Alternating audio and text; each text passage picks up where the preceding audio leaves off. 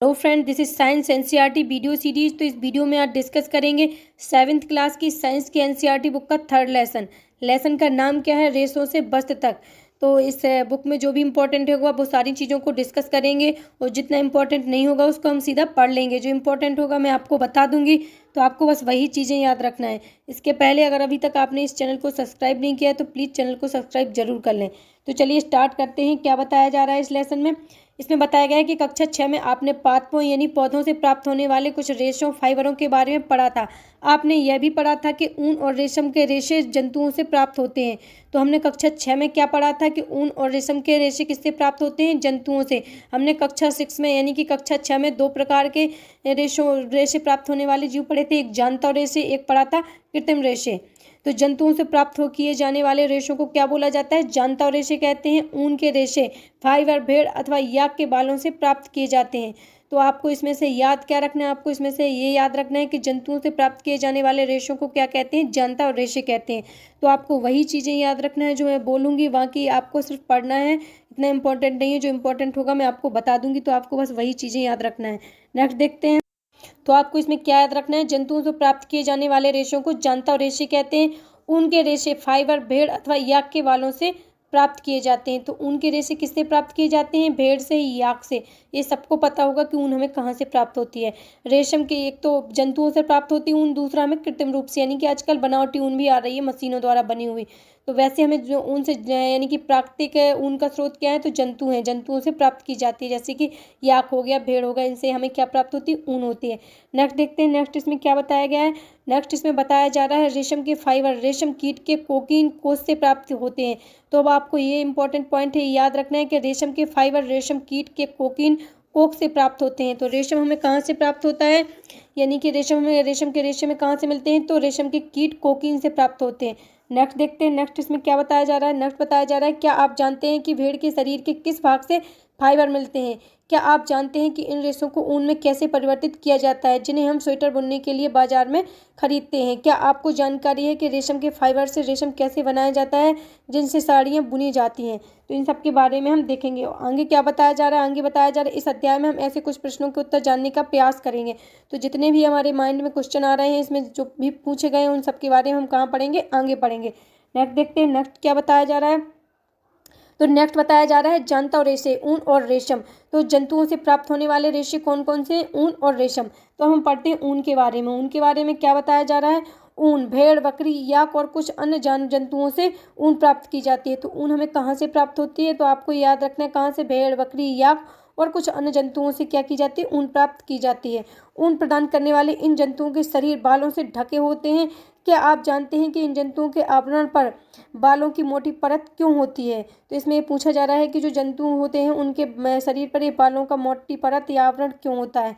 Next देखते हैं। Next क्या बताया जा रहा है? बालों के बीच। तो इसका क्या कारण है कि जंतुओं के शरीर पर ये बालों की मोटी परत होती है या बाल होते हैं? तो इसमें बताया जा रहा है कि क्यों, किस कारण से होते हैं। तो बालों के बीच अधिक मात्रा में वायु आसानी से भर जाती है। वायु ऊष्मा की कुचालक होती है। वायु क्या होती है? ऊष्मा की कुचालक होती है, जैसा कि आप अध्याय 4 में पढ़ेंगे। अतः बाल इन जंतुओं को गर्म रखते हैं। तो वायु क्या होती है? ऊष्मा की कुचालक होती है, जिससे क्या होती है? ऊष्मा बाहर नहीं निकल पाती है। तो फिर वायु क्या होती है? इनके जंतुओं के रेशों में यानी कि इन बालों में आकर भर जाती है, जिस कारण से ऊष्मा बाहर नहीं निकल पाती है, क्योंकि वायु क्या होती है? ऊष्मा की कुचालक होती है। आपको इधर से एक पॉइंट और याद रखना है कि वायु क्या होती है? ऊष्मा की कुचालक होती है। अतः क्या होता है? बाल इन जंतुओं को गर्म रखते हैं। तो बाल क्या करते हैं? इस कारण से बाल इन जंतुओं को गर्म रखते हैं। ऊन इन रोएदार रेशों से प्राप्त की जाती है। तो ऊन किससे प्राप्त की जाती है? इन्हीं से, जो रोम होते हैं जंतुओं के शरीर पर, उन्हीं से क्या होती है? ऊन प्राप्त होती है। नेक्स्ट देखते हैं। नेक्स्ट क्या है? क्रियाकलाप बताया गया है। तो देखते हैं क्या बताया जा रहा है क्रियाकलाप में। क्रियाकलाप में बताया जा रहा है, अपने शरीर, बाहों और सिर के बालों को छूकर अनुभव कीजिए। क्या आपको उनमें कोई अंतर लगता है? कौन से बाल मोटे और रूखे प्रतीत होते हैं तथा कौन से मुलायम?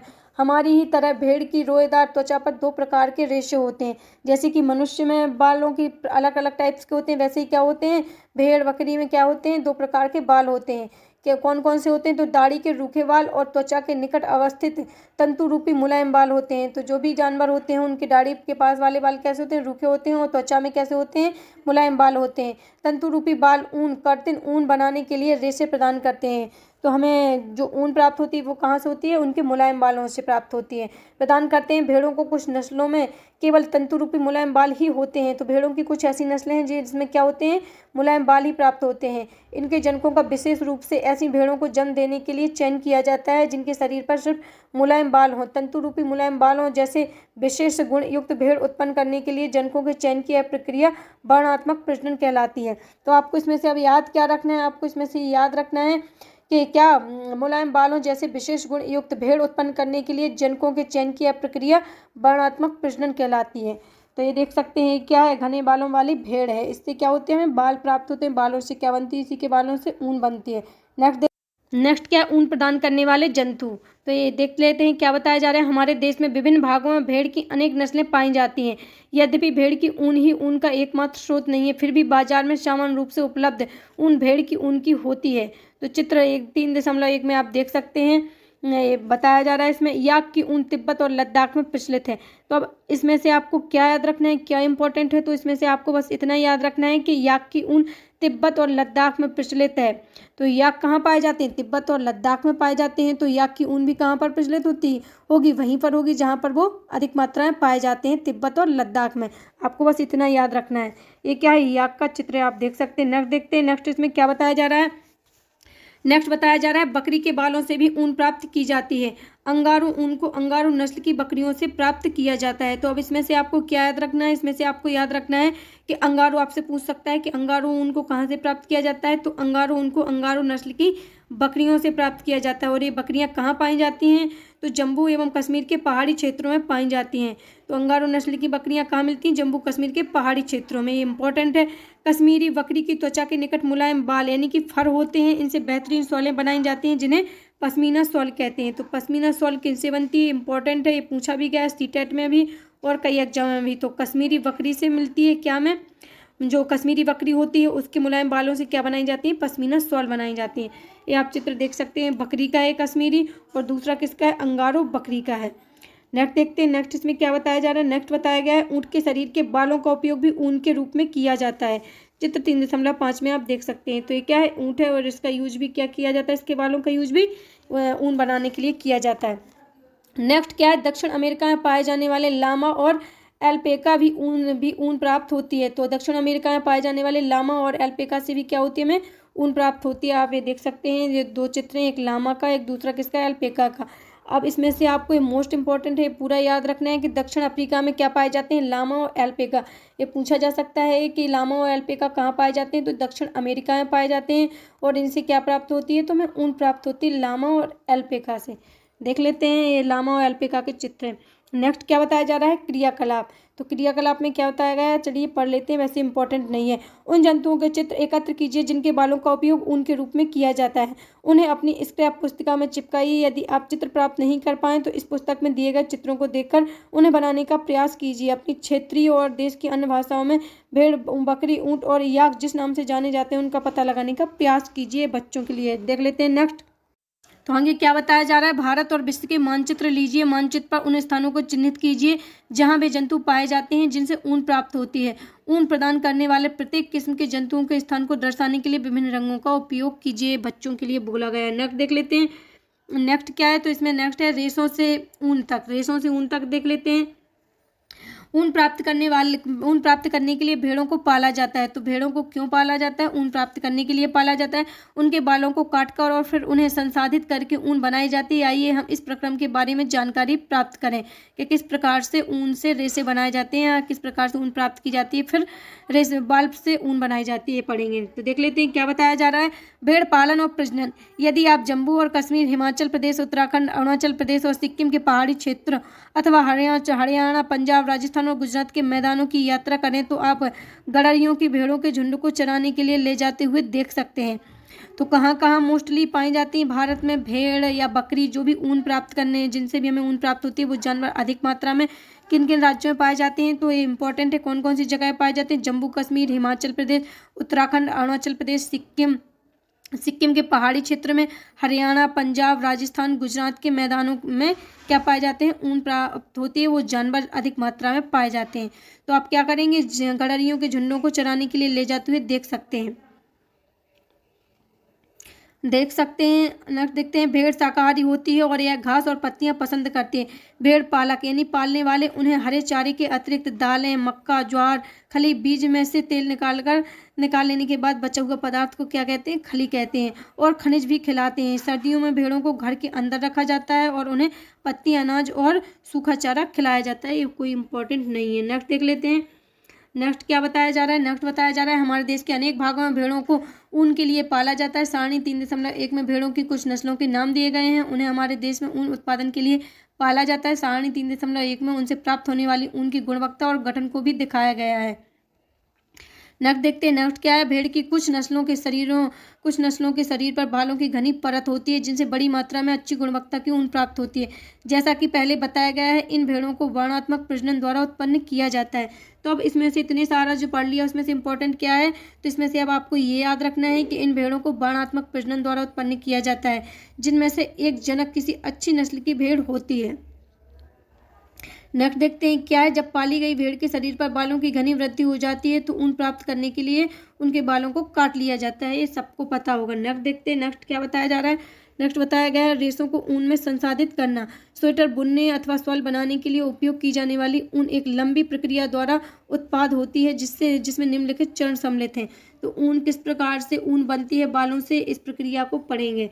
तो क्या बताया जा रहा है? चरण नंबर 1। चरण नंबर 1 में क्या होता है? भेड़ के बालों को त्वचा की पतली परत के साथ शरीर से उतार लिया जाता है। यह प्रक्रिया ऊन की कटाई कहलाती है। भेड़ के बाल उतारने के लिए उसी प्रकार की मशीन का उपयोग किया जाता है जैसे कि नाई द्वारा बाल काटने के लिए किया जाता है।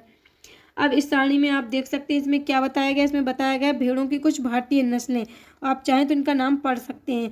नस्लें कौन कौन सी दी गई हैं? लोही, रामपुर, बुसायर, नाली, इस प्रकार की नस्लें दी गई हैं। आप चाहें तो पढ़ सकते हैं। और ये कहाँ पाई जाती हैं, इनकी गुणवत्ता किस प्रकार की होती है, भी आप इसमें पढ़ सकते हैं। नेक्स्ट देखते हैं। ये बॉक्स इंपॉर्टेंट है तो आप इस बॉक्स को जरूर पढ़ लें। चलिए नेक्स्ट देखते हैं। नेक्स्ट क्या बताया जा रहा है?